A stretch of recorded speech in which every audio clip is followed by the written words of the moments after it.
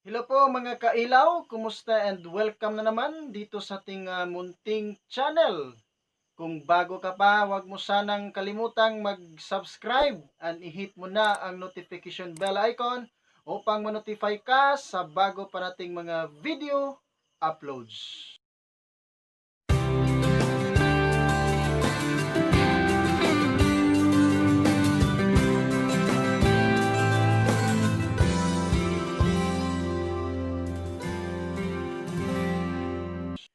Ngayon po mga kailaw ay atin pong pag-uusapan ang tungkol po sa impyerno.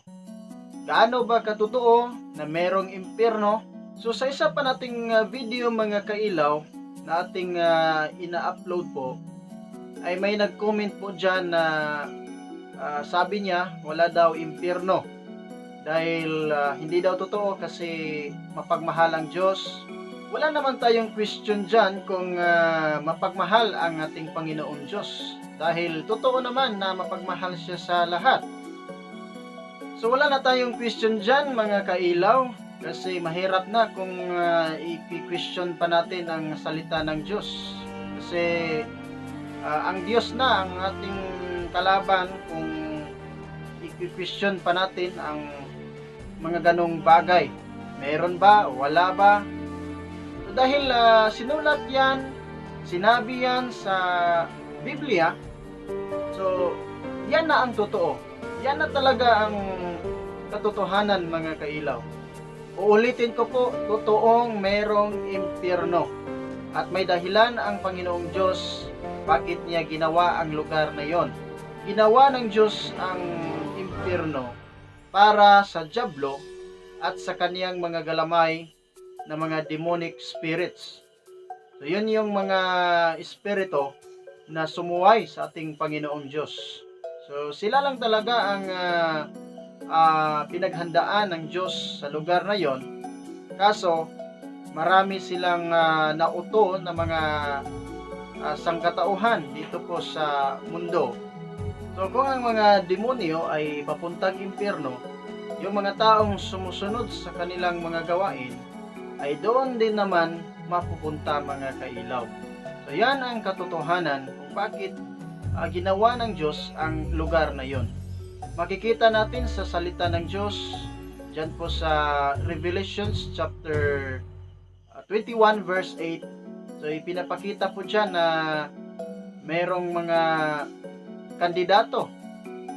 Mga kandidato po mga kailaw na papuntang impyerno.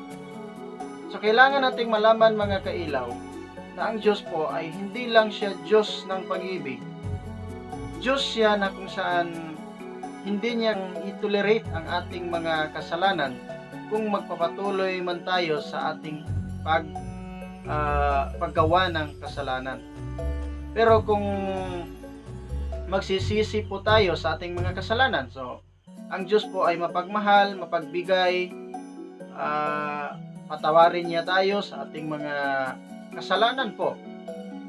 Pero kung magpatuloy po tayo sa ating paggawa ng kasalanan, so talagang sa impyerno ang punta dyan sa isang taong nagkakasala mga kailaw.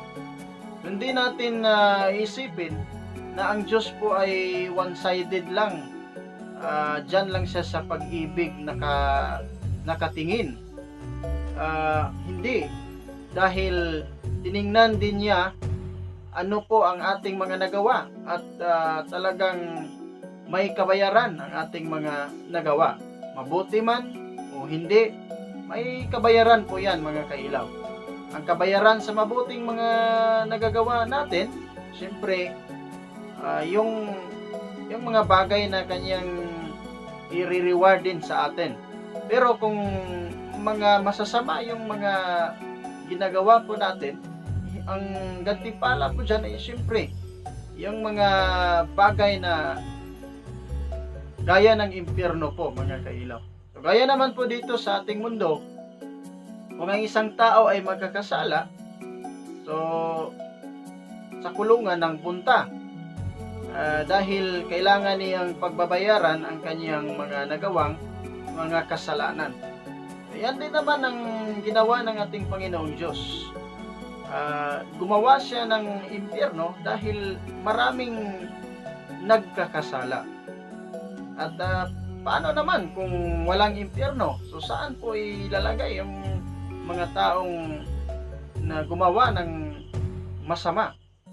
So malinaw na malinaw mga kailaw na merong impyerno. Wala nang question dyan.